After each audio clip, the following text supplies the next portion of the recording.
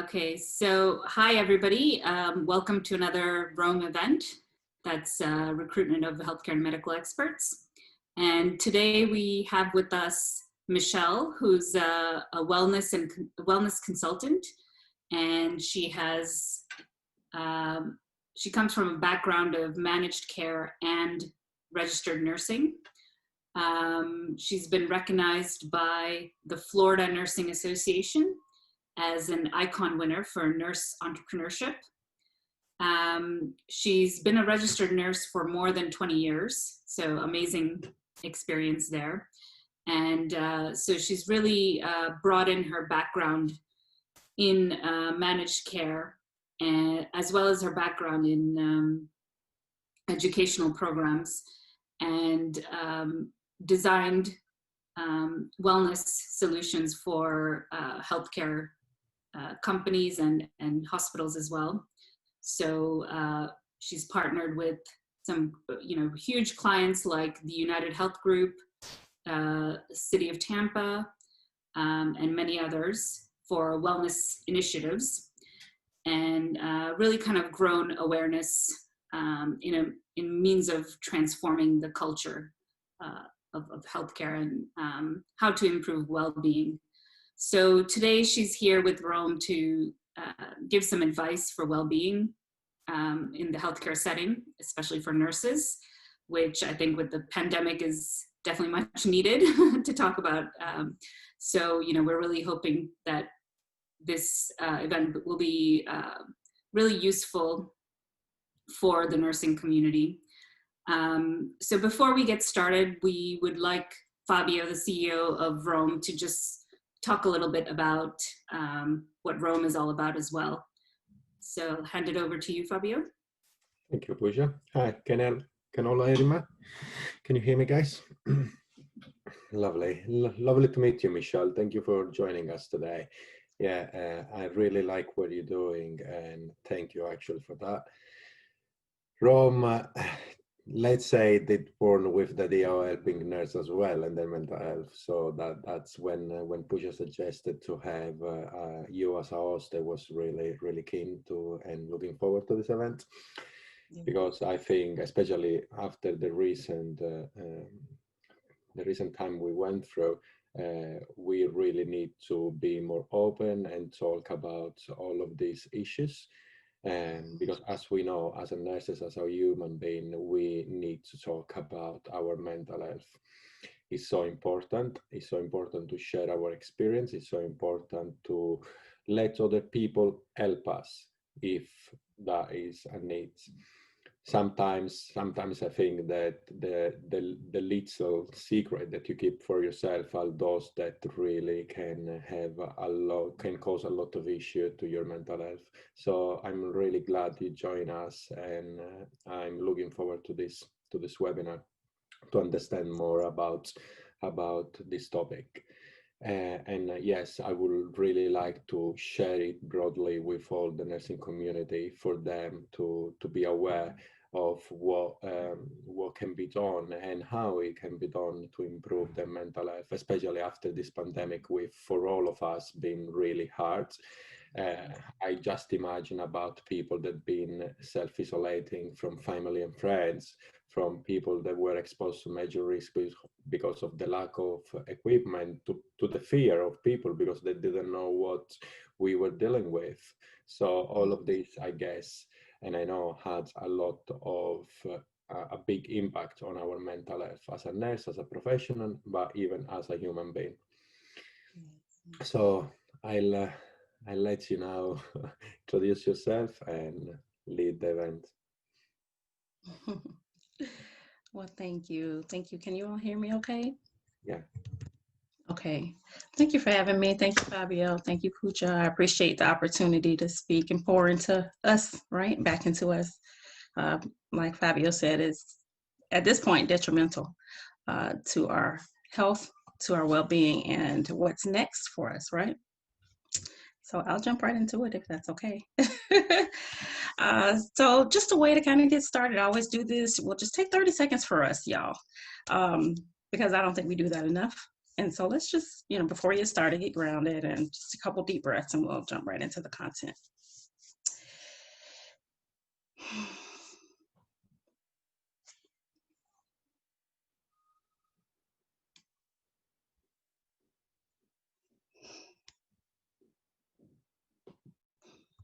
All right.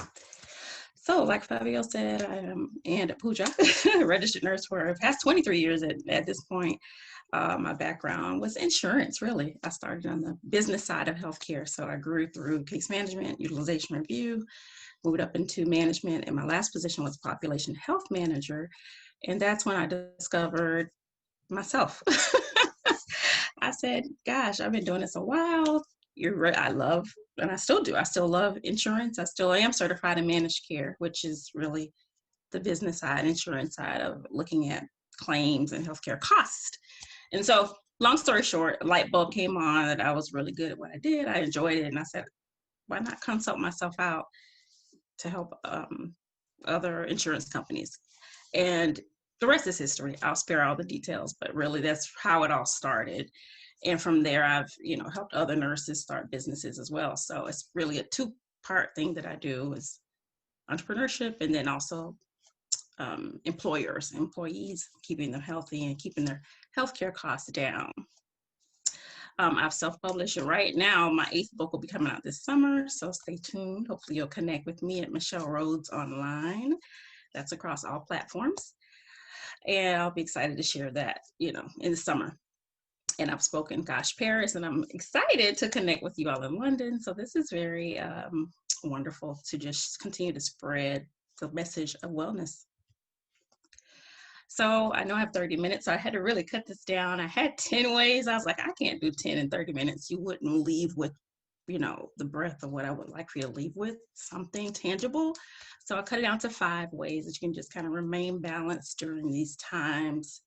Let's talk about how to apply them to our lives. So you will hopefully leave with a mini care plan for yourself.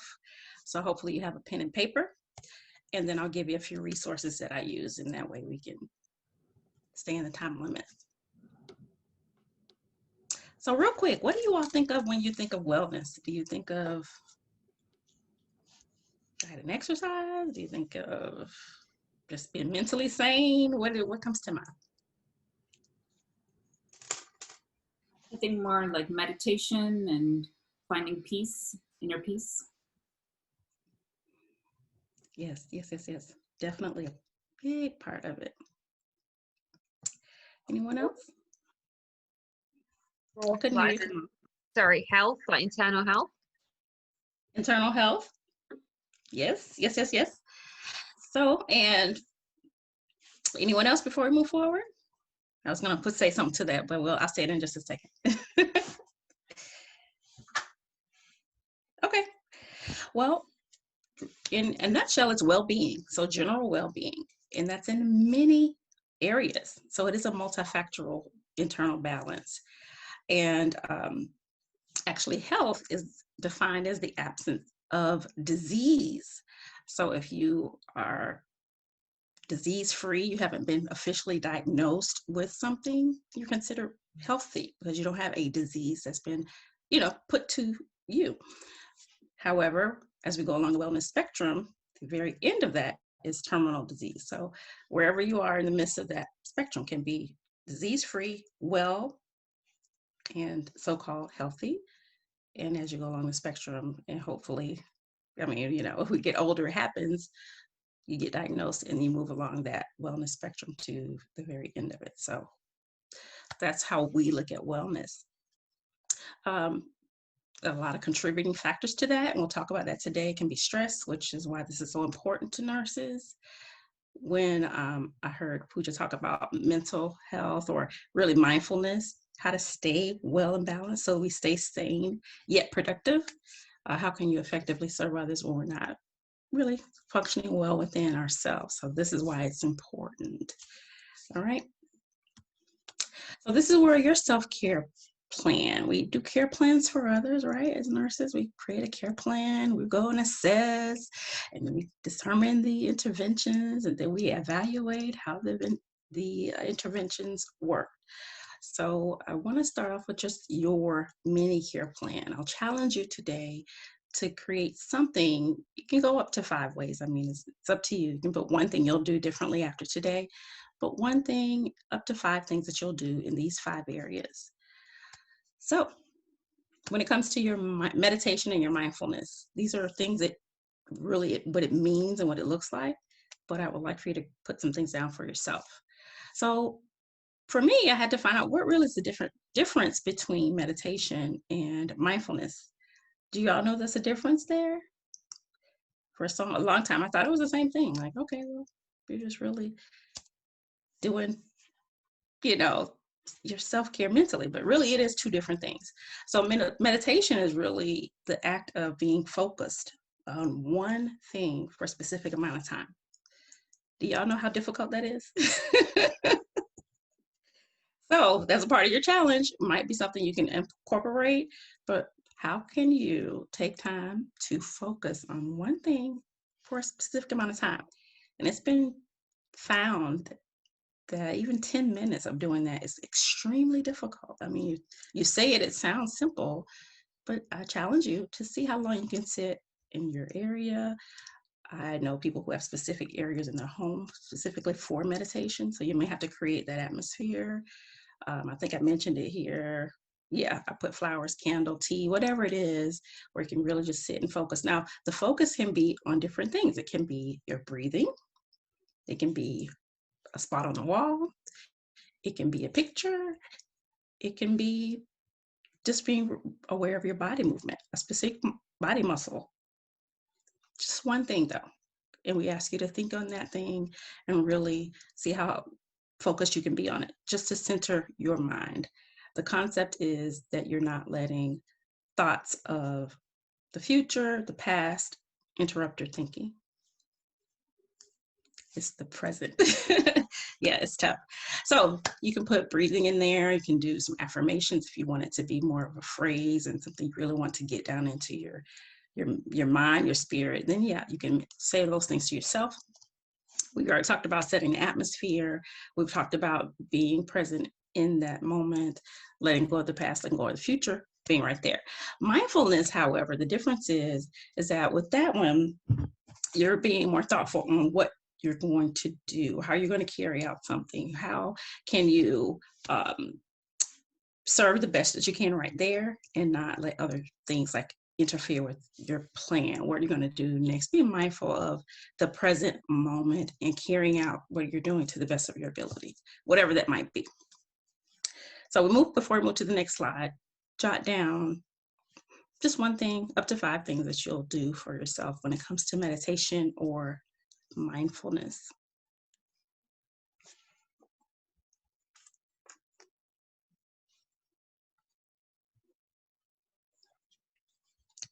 Well, getting good sleep here in the midst of this pandemic. I see Travis smiling. Do you sleep well, Travis? You're on mute. Yeah, my sleep's very inconsistent. But you raise a good point with the stimulants and the large meals after 8 p.m. I probably drink a little bit too much coffee, so I'm trying to reduce my intake of that. Yeah, and I think sleep's massive to your sort of general well-being. It's like your attitude towards the world creates the image, like you paint your own world in terms of your attitude to life. So these things is very important. Yes. It really is the foundation of our wellness. So thank you for sharing that. I appreciate it. Because we know that's where we heal, that's where we rejuvenate, the mind resets. And if we can't ever get to that place, that deep, even the type of sleep, we haven't talked about that. I'm just giving general tips today. Of course, anything you hear today, discuss with your doctor. I forgot to say that. But, it's really getting to the point where we can sleep really well so that we can really have a fresh start the next day. And if we can't ever do that, then you're kind of running a continuous energy, right? So these are free tips for you, and I challenge you to write down some tips for yourself. What's your care plan going to be for yourself? Nurse, trying to go to bed at a consistent time. I'm pretty good with 10 p.m. I've just really started with the meals. Now, stimulants hadn't been a problem for me, but snacking. So I really have cut out late night snacking for me. That was my concern. Keeping your cell phone away from your bed. That one I got to work on. Now I'm pretty good with my to-do list. Sometimes our mind is ruminating. So don't take that with you. Like when I close my home office, I'm done with work for the day. That can impede your sleep. Just thinking, oh gosh, what I got to do tomorrow, when you haven't really, again, been mindful and been right in that moment and enjoying the moment of sleep. And then some people do some like yoga, stretching, deep breathing before bed, some reading, just to kind of calm the mind. All right, so take a few moments and write a few things you'll do for yourself in the way of sleep.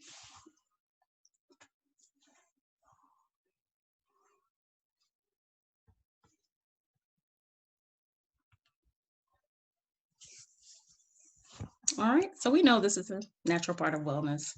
It's an ongoing concern with our physical wellness.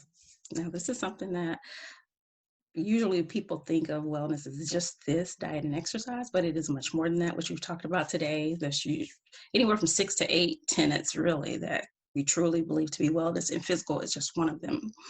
So take a look at what, you could maybe focus on in the way of your physical wellness. Is it nutrition? I really believe, and we probably, you probably believe this as well, that nutrition is a cornerstone of wellness. It really, it's our food. It's really, as you've probably heard, the 80-20 rule, a lot heavier than the exercise. So just being mindful of what it is we're eating, how we're eating, times, the quality of the food, and how the amount as well. Water. Anyone love water like I do? Yay. Well, that's a good one then. I just have increased my water intake to about 1 gallon a day. So that one's not a problem for me. I thought this one was interesting. Consider a whole food challenge when I was looking into some things to kind of give you all. Can you believe that's even a challenge in this day and time? I mean, some people are very good with this. They're very mindful of what they're going to eat and they plan, which is the key. But for some nurses who are very busy, who don't take the time to plan, it's a matter of just getting what's there. And so we don't plan it out and you're at the mercy of what is available in your environment. So planning and really seeing, can you commit to a whole foods day where everything you eat that day is all whole foods, nothing processed, organic if you can. Can you do that? Would that be tough for anyone here? Come on, Sarah. Do you want to discuss that? I think I'm more of a snacker, so I think I'm one of the quick. If something's there, I'll just grab and eat. Absolutely. So this is going to be on your care plan, right? I'll try. A whole food challenge. I'm interested to see if you try it. Would just one day be tough for you, or what do you come out of that day with? But I'm going to challenge you for that one day. Just everything is planned and whole. Okay. Okay. So we know as a result of that and eating what's there can lead to many physical problems. So just a few that come to my mind, because I have a GERD, stomach acid, inflammation, bloating. Really, inflammation is at the core of it all. Because when we eat anything or processed foods or fast foods, it starts that inflammation process. So that really is the core of what's happening there, which leads to other problems. And then exercise 30 minutes a day minimum. And if you're bored with exercise or this is a problem for you, try something new. Switch it up. Because I can say walking, but at this point I feel my body is used to walking. So I've done some new things with this pandemic. Dancing, and I bought a spin bike. So any exercise junkies here? That's one, I know. Fabio, I see you. It's funny how I see you, hit on different points and I'll see your eyes go. Oh yes, I actually do, and I feel much better since I started again, because there were like 6 months I didn't do any physical exercise. Mm, But since when I started again, I feel much better because I think there is balance between my body and my mind now. So I don't feel much more the back pain I always had, because now I do some exercise for my back, etc. And that makes me feel much better, even with my own mental health. yes, awesome, awesome, awesome. Well, keep going. Awesome, great job. You know, we found that metabolism increased for only about an hour to two max after exercise is complete. So that's where the food kicks in. We have to keep that going if you want our metabolism to stay up with those good whole foods. So exercise is just a part, but the nutrition carries it all the way. All right, so just take a moment to challenge yourself in whatever way this works for you.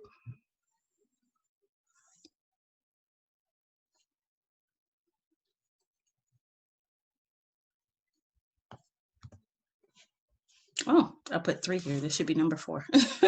Financial wellness. How many know that finances plays a part in your wellness?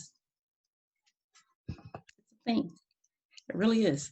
Because when you're not financially well, you're worried, concerned, and you probably have a lack in some area in your life. So it's important that we look at this. It is even with the National Wellness Institute, one of the tenets of wellness. So so I said earlier, it's multifactorial. It's not just you. Sometimes it's things outside of you. So just a few tips. If financial wellness is a concern for you, things that you probably heard before, but I'm just going to refresh your memory. But I will tell you what's worked for me. Of course, tracking your spending, stick to a budget. We've heard that before. If you can cut costs in any way that can help you save, and then saving, putting it towards an emergency fund kind of gives you peace of mind. Really goes back to mindfulness. I'm working on debt myself personally, but I will say what has helped me is an app. I don't know if you all do this or do you save automatically, but I have an app called Digit, I think it's called. And I didn't realize how much money is in my savings account because it's just automatic and it takes a percentage of what you have for the day. You don't even see it really until I go in and check it. And I'm like, wow. So just a tip for me. And then some people call it a side hustle. I started a business, but there's also great ways to make money if you want to increase your income, especially now online. So a few tips for financial wellness. Anyone want to talk about this piece? Kamal's laughing. I guess I'm the one who needs to stick to a budget and save. Yeah, I think I fit into majority of all of them. Yeah. If you're busy, it sounds like you are, especially, again, as nurses, we're working long hours. I don't know what your shifts look like or your schedule, but sometimes it's hard to make time to do these things. So as much as you can automate things. What? I'll try. You'll try? Well, try. Look at, an app. There's also an app called Mint, M-I-N-T, that can help you with the budget, M-I-N-T. Okay. You can set up mini goals for your money. And again, it'll do it automatically. So it'll help you. I'll try it. All right. Awesome. Well, take a moment and write down 1 to 5 ways that you can care for your finances better.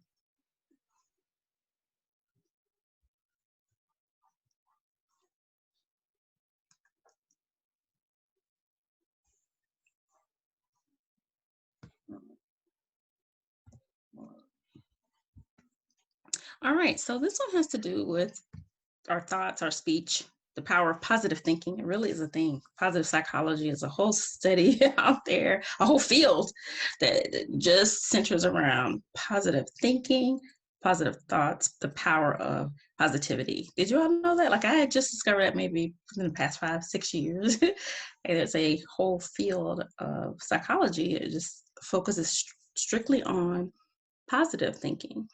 Or positivity is what it's called, the power of positivity. So Sometimes with stress, this creeps in and we don't realize, where we've let some not so positive thoughts enter our minds and into our speech. But it is a factor in your wellness. So, and this can play into other parts of your wellness, like social wellness is a thing. So I should have went over the 6 tenets, so I'll review them for you, so you can kind of see where these fit in. But on the positive side, especially now, it's hard for us to connect with our family and friends. We're socially distanced. See if you can continue to maybe meet online, continue to seek your sense of purpose in life. What is it that you truly want to get out of life? Because sometimes I think if you feel frustrated, if you're not walking in purpose, if you're not doing what you truly love, you feel hindered. So that's why this can hinder your wellness. Some things that we love are in the form of a hobby. Take a good look at that and say, hey, can I either grow this, do something with this, or just enjoy it if you don't want to grow it. Continue to connect. This is, again, social wellness. With yourself, with your spouse, with your friends. Keep those connections. Just kind of keeps us connected to each other. Gratitude journals are found very powerful. It's something, have you ever heard of those gratitude journals? No? Yeah? Okay. Awesome.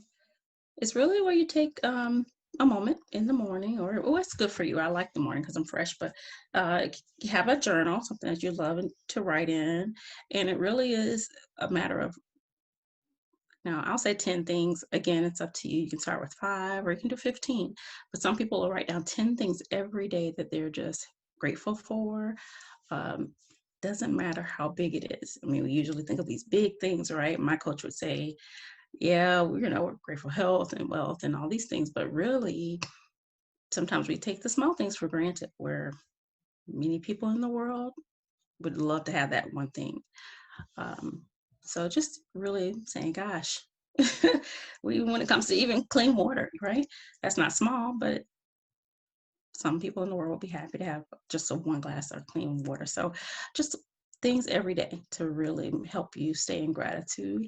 We have found, or not we, the field of psychology has found that gratitude is one of the most powerful emotions that you can evoke. And so being able to put that into practice, it just like releases endorphins inside. It's amazing.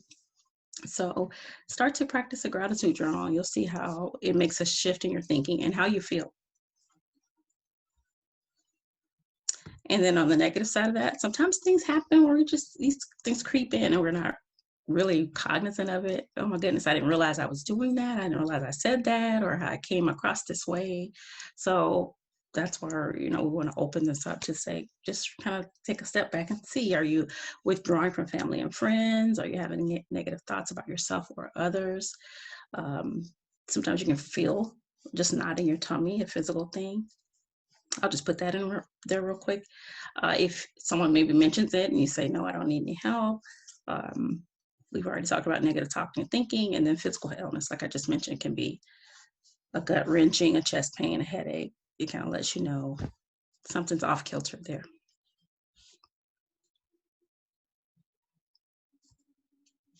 So take a moment, and in your mini care plan, just a couple of things that you can do to kind of realign with your gratitude.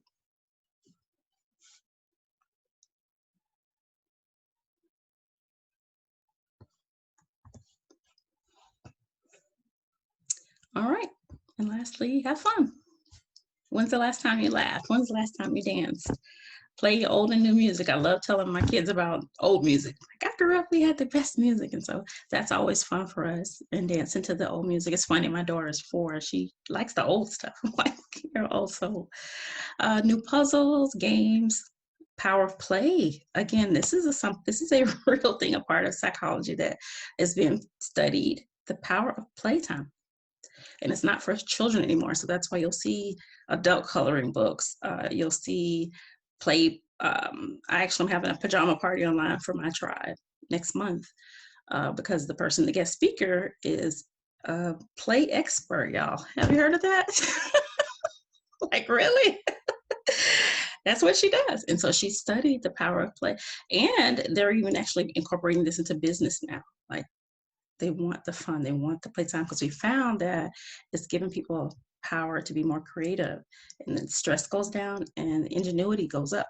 So take a look at that. What fun can you create? And I want to challenge Fabio to incorporate this maybe in some small way into your business. All right, so just take a moment or two.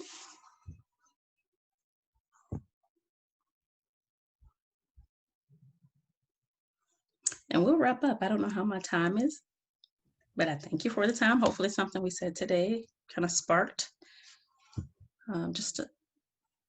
some energy in some way.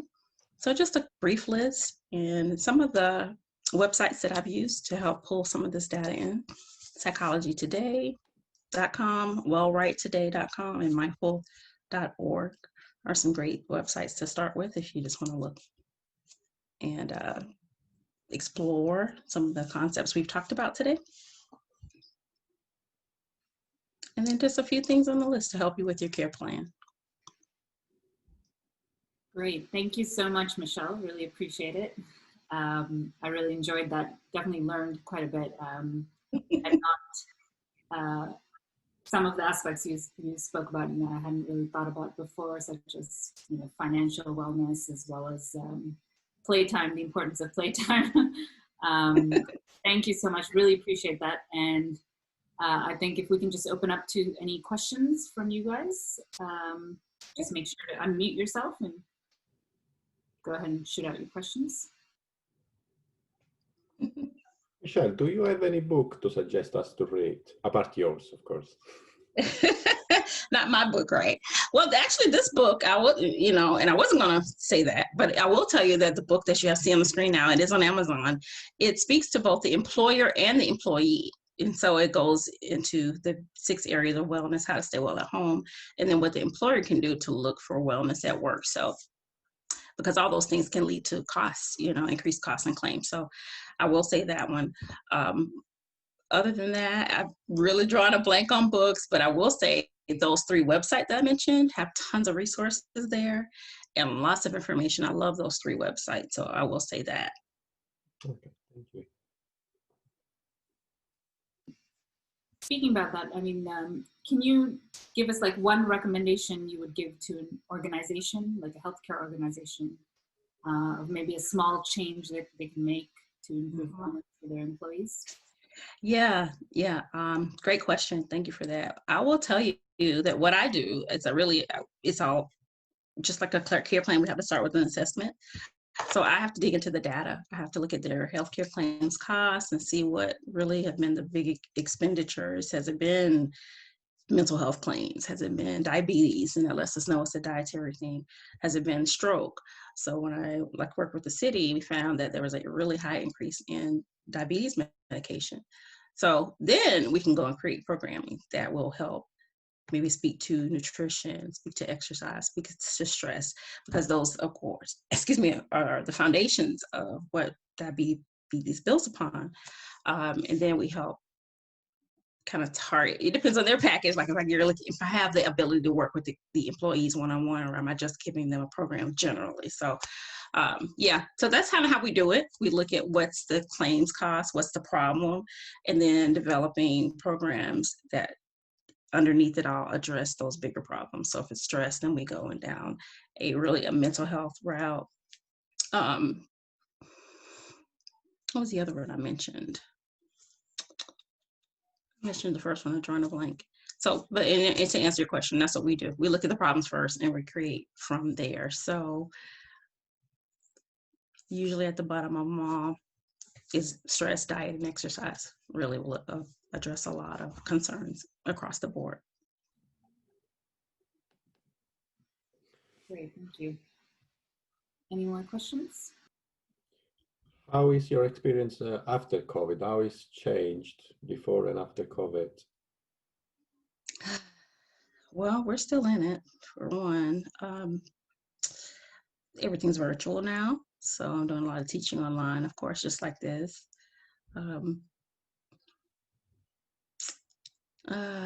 Anything else? I will say, and you spoke about it really quickly, Pooja, that we've shifted some programming. So we now have incorporated a cultural shift and the changing in work, how we work. So those would say will be the two biggest ones, because there's a cultural piece, like being now with the racial concerns, being more mindful to other cultures, and how do we make things more inclusive, really how to look at yourself, doing a self-assessment to see what biases we might have, and it helps us relate better to others, which can help build stronger teams. So that's a new piece we've offered. And then on the other side, how we work. So virtual programming, just be mindful of the amount of technology we have ruling our day, how to use time management, because now that we're home, sometimes I've seen employers struggle with productivity. That's their concern. They still want to keep their employees productive. So how do you do that? So we've incorporated those programs too. Yeah. Something small as a Zoom call. Before we went in, we saw people exercising during the Zoom call. They were, of course, the children, we have that at home. Families are home together. But multitasking during the call, and just the small changes to say, hey, if we can shorten this meeting, if we promise to get you out of this meeting in 30 minutes as opposed to an hour, can you just find a way to focus and be here? And so that makes meetings shorter, makes it more impactful, and people can really, now get the work done as opposed to trying to multitask, because multitasking really doesn't do the purpose that we think it does.